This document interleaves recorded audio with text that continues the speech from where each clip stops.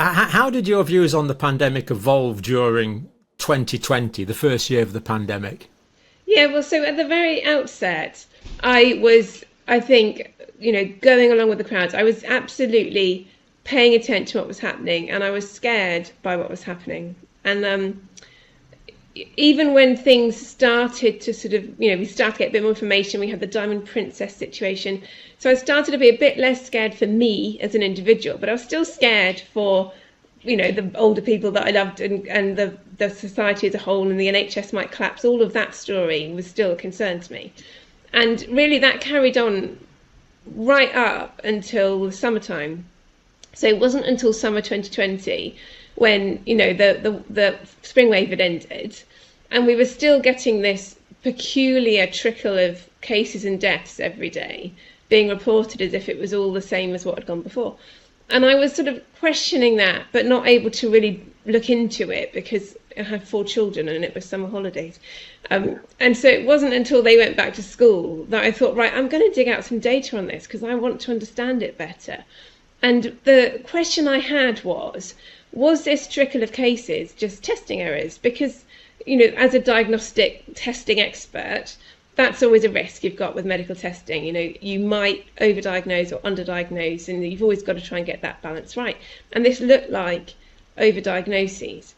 And, you can say that, but you need to prove it. You can't just sort of make that claim. And I thought, well, there will be ways to prove it, because what happened in spring 2020 was kind of characteristic. There were certain people who were more at risk.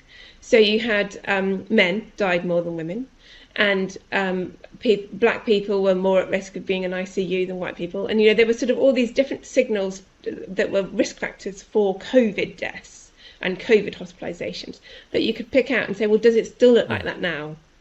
And so in the summertime, it didn't anymore. The summer it was equal numbers of men and women, and that the pattern had changed. And so even if there were some genuine COVID, knocking around, which is impossible, the bigger picture story at that time was that we were overdiagnosing it. And so having shown that, I thought, well, what do I do about this? Because, I think this is important, and I don't know how to, or who to tell, or how to do something. I don't want to just have it ignored. And I took advice from Carl Hennigan, who's a director of the Centre for Evidence-Based Medicine in Oxford, who I was actually at medical school with. And I hadn't been in touch with him for 20 years, but, I knew him. And I asked him what I should do, and he said, well, just write a blog and say it. Put it out there, and then people will know it's been said, and if it's in the public domain, then it can't be ignored in the same way. So I reluctantly took a photograph and set up a social media thing, which all of that stuff I hate, but I did it and put my name on it and put my face on it and said, I think we've got a problem here. And I was anticipating one of 2 responses rather naively. I thought either I'm going to be told, well, you're wrong, we've looked at this is actually what's going on and here's why. Or they'd say, oh, that's interesting, we hadn't seen that, we'll see what we can do about it. And I genuinely thought those were the 2 outcomes. And that's not what happened. I just got attacked. And then also introduced to all sorts of other experts who had had a similar experience when they'd raised a concern, which sort of opened my eyes a little bit to there might be more to this than just my little concern. And so I started reading about it all in much more depth and learning about things that I'd been oblivious about that happened in spring. Mm-hmm. So being brought up in a life, in a culture where it was allowed to give a point of view and to give some counter argument and to discuss and to work through the dialectic of scientific development. This is how science works. We discuss, we debate, all that seemed to be gone. Your ideas weren't scientifically refuted or scientifically confirmed. It was rather that you were attacked personally. There seems to have been this huge, what I can only call a massive cultural change, really. Yeah, and I think that there was probably, I don't know exactly what was behind it. I don't know who these people were, but there have been times along the way when it's clear that some of the people who've been causing trouble and attacking people and trying to discredit them have been funded by outside funders. So it's not just individuals who've got a chip on their shoulder. I think sometimes it's that, but sometimes there's more to it than that. And And that's just really, really telling. And obviously that's no way to like have a civil society. It's no way to do science, and it's no way to do politics. Like, you have to actually work on the evidence and argue the cases with facts. And if you are immediately having to go for personal attacks, it's because you haven't got an argument. If you've got the truth on your side, then you just expose it. And there's something quite interesting that I've learned along this way around the difference between a truth and a lie. And so under a lie, I'd include, misinterpretations and mistakes and whatever else. And obviously I've made mistakes along the way. When I make a mistake, it goes everywhere. Everybody wants to share it. They want to use it to discredit me. They want to use it so they can show how clever they are, because they can show that I was wrong. But most of the things I've said have not been like that. They have been inconvenient truths. And when you say an inconvenient truth, that doesn't happen. You just get attacked. And I don't want to dwell on this, but I've had, quite serious physical threats from untraceable emails and things like that. There's a real concerted effort against what I would call open discussion. And anyway, let's get on to some really interesting material from your book. Now, you've got a series of beliefs, 12 beliefs. And let's just say these are open for discussion. Now, the first belief one, this is the first part of your book. COVID only spreads through close contact. Yes, that's quite carefully worded. I'm sure it is. Please tell us what you mean, Claire. So the story that we were told from the outset was that, if you're up close with somebody that has COVID, you're at risk of catching it from them. And the belief was that people would be almost spitting it in your face. That was the idea, wasn't it? There were droplets coming out of your nose and your mouth as you talked that would be directed at somebody's face, and that is how it would spread. And I said only because I think it can spread like that, right? Close contact can be the problem. But when you actually dig into the story behind where this belief comes from, it's really interesting. So some people stop at the point where they say it was some school project in America by this girl who said that if you had social distancing, you'd be able to, reduce epidemiological spread. This was some, literally a science project at school. But that's not where it really came from. Where it really came from was going way back to 1910. So there was a public health official who worked in Rhode Island. And frankly, I don't want to completely denigrate this man. I think he did good things, but he also did a few things that we're still having the hangover of. He was a bit of a germaphobe. When you read his book, he talks about how people turn the pages when they've licked their finger, and then he has to touch that page, and then he has to hold the handle in the trolley cart, and other people have been touching it, and there's just bits of other people's saliva everywhere he looks. And he's a bit of a character in that way, and he seems to be evangelical about his obsessive compulsive disorder. But what he knew, based on evidence, was that people in hospitals and infectious disease wards that the disease spread was less when you separated the beds a bit. So, that he sort of knew this, and he was really evangelical about it and wanted to make a difference, and it may well be that he did make a difference. But he felt that people weren't listening to him because they still believed that spread could occur through the air. And so this was happening in 1910 now. So we're more than 50 years after germ theory had been accepted as a theory. And that was the result of a difficult scientific debate that became quite heavily politicized between germ theory versus miasma theory. So miasma theory is that theory that bad smells spread disease through the air. And so once they showed that actually it was, these germs, then that theory was shot down.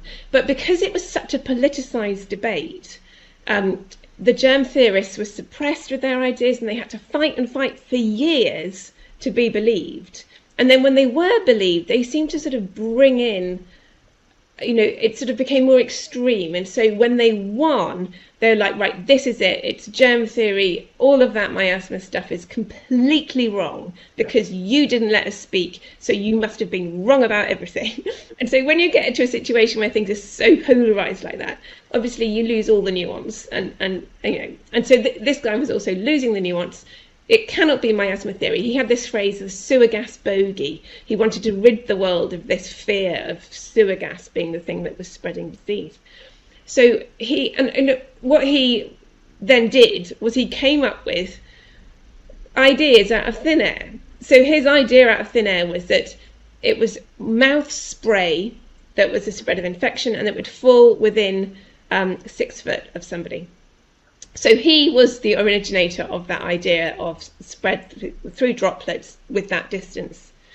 And it wasn't evidence-based. And the thing is that when you read his book, he's actually pretty sound, and he ends the book saying, I've made a lot of assumptions here, I've made sweeping statements, I've sort of bundled all the infectious diseases in as one almost, and obviously we've got tons more to learn about this, and things will evolve as they go along. And he also sort of has a section on influenza where he sort of, he struggles with that one a bit, doesn't really fit his model the way the others do. So, I actually respect him a lot. And so we can't really put the blame on him when more than 100 years later. So this is Dr. Kaplan, is it? Yeah, this is Charles Chapin. Yeah, we haven't done the work in the meantime, and so it's not on him, it's on us, right? He came up with a hypothesis and nobody's really shot it down. And actually, that's not true. People have shot this down, but they've always been ignored. So physicists who would look at aerosols and droplets and how they move through the air had said for a long time, we've got a problem here, guys, because this mouth spray is on a trajectory. It's coming out, but it's immediately under the influence of gravity. And so if you're standing opposite somebody, the chance of it hitting a mucosal membrane, like an eye, nostril or mouth, it's just minuscule. It's just not going to happen. And we know that because we feel it when it does happen. It's very, very rare. And that's not how this could possibly be spreading. And there were other physicists who did this work who sort of started off working in air pollution and then got interested in, epidemiology and how viruses spread, who were trying to raise the alert from early in 2020, saying, look, you've got this wrong. So they were sort of absolutely baffled that the epidemiology community had this idea that anything infectious was falling to the ground as if it was incredibly heavy and was just going to drop, when they knew that the size of the particles that viruses are in is teeny tiny. And they're so tiny that they do something that's sort of slightly mind-blowing. So if you get really high-resolution photography, you can see that anything that is visible to the naked eye, even the tiniest thing visible to the naked eye, is immediately under the effect of gravity, so it falls. But just anything just below what's visible to the naked eye doesn't do that. It's sort of mind-blowing, but it doesn't do that because as soon as it's out of your nose and your mouth, it starts to rapidly evaporate and becomes significantly smaller. And it's also in the warm air from our body, and so it goes up. So it's not falling to the ground at all. It's going up and it's lingering in the air. And so the kind of image I have of it is like Pigpen from Charlie Brown, where people are surrounded by this cloud of aerosols that they're producing all of the time, and they're being left behind as they walk down the street. And it then can move through the air from place to place. And so, what that means is that somebody who's very sick at home and producing literally millions of virus particles and tens of millions overnight, that material will get into the general air. And if it's at night time, there is no UV light around to do anything about it, it will move to their neighbours. And we've seen that happen with SARS-1. So there was a nice study in SARS-1 of an apartment block in Hong Kong where there were 6 tower blocks arranged in a sort of hexagon arrangement, and physicists predicted, based on people who were infected in the ground floor flats of one block, who was going to be infected next in the upstairs flats of blocks in the wind direction, and they got it right because that's how it spread. It's so interesting for the development of just scientific ideas. So this miasma idea, where things like spread through the air, so you could smell putrid smells 100 yards away. And the disease spreads in these putrid smells. When of course we know it doesn't. This is what germ theory has taken over. But from that idea, we had this stereotypical idea of droplet infection. I mean, that's what we call it. These droplets, and they drop out. And the idea that disease could spread through the air had been chucked out in the sort of 1880s or whatever it was with Louis Pasteur and Philippe Semmelweis. Therefore, that can't possibly happen. But the physicists tell us about these aerosol particles. Yes, yes. But they are spreading through the air. Yes. So the miasma theory wasn't completely wrong in that sense. No, we've gone to the opposite. Wrong. Yeah, that's right. So, I think the fact it was a smell was wrong. It was wrong. It wasn't a smell. But Correct. The idea that therefore nothing could ever travel through the air is also wrong. And once you've understood this principle, all sorts of things start to fall into place. So you start to understand why every region at the same time's got a problem. This is not what the modelling showed. The modelling showed it would start in sort of focal areas, largely cities, but they couldn't predict where it would begin, and it would spread out to more remote regions over time. And the modelling was suggesting that would take weeks and weeks, like 14 weeks to reach a peak in every point of the country. Now that is nothing like what happened in the real world anywhere. In the real world, it was switched on almost immediately across huge areas. But if you look across continents, you can see sort of time differences as it moved across. So, for instance, in spring 2020, Eastern Europe didn't have a problem, as if it had perhaps either already gone or their kind of winter virus season was over. And then it spread from Italy to us in Sweden to, it kind of went slightly west. And then in the following year, we had a much earlier autumn, January, first COVID winter, nothing in spring. And it was Eastern Europe that was hit in the spring. So it was starting to move in the opposite direction across the continent. So, when you're seeing it as being spread in aerosols through the air, it starts to make sense. And one of the other things the modellers had set out as a claim was that the peak would be in spring 2020. They reckoned the peak would be in July. That was what they were modelling. They thought everyone was susceptible. It would carry on spreading and spreading and spreading. It would peak in July, and that their interventions would squash the curve, slow the spread, and delay that peak to after July. Well, it peaked in April. And then when they reduced the restrictions, the modeller said, we'll have a rebound. Every time we relax, there's going to be a rebound, and we're going to have to keep intervening to keep it under control. There was no rebound. It peaked, and then it went away, and then it comes back in a seasonal manner subsequently. Yeah. So many fascinating things there again, Claire. The sheer human arrogance, really, that we can control a virus, which are these forces of nature. Viruses, we need them for the ecosystem, of course, but in some cases they go wrong and become pathological. But human beings, we're so clever, we can sort this out. The arrogance of that is quite incredible. And this simplistic idea that, to put it quite crudely, A slobbers on B, who slobbers on C, who slobbers on D, simplistic beyond description, and as we've said, an antithesis against this miasma theory. And we had evidence very early on that wasn't the case. So if you remember the stories of the choir rehearsals and the restaurants with the air conditioning and the buses, it was clearly not just people who were in the very close vicinity, face to face with people.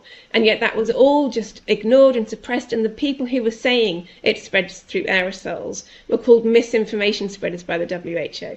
So, it's all part of a pattern, really, isn't it? This is airborne, as in paratroopers. Yeah. To misquote a head of an international organisation.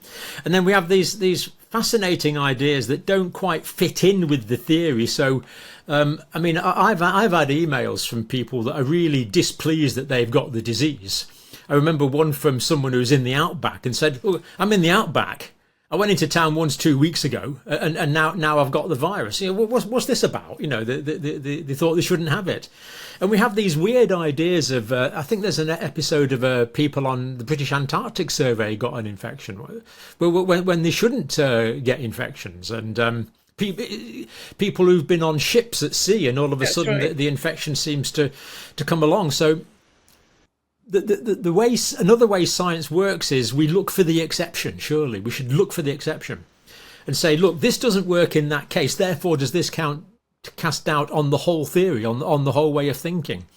And that just doesn't seem to have been done. No, I completely agree, and I think those are important stories, and I think people sort of dismiss them because I don't know there are small numbers of people involved in those stories, but they do they do prove that the conventional theory is not right, or at least not right in every case. There are exceptions where you have these very odd stories. So they were talking about that Argentinian fishing vessel, which was was at sea for 5 weeks, and then had an outbreak. And then the British Antarctic Survey, they had tested and isolated and flown to Argentina and tested and isolated and stayed in a hotel just them and went to the base, and then we had an outbreak anyway. And so that does suggest that there's more to this story than the conventional story of you've got the lurgy and you're going to give it to me. And I think the other part, actually, sort of sliding onto belief too, I think, but the other critical point of that was a mistake was thinking everybody was susceptible.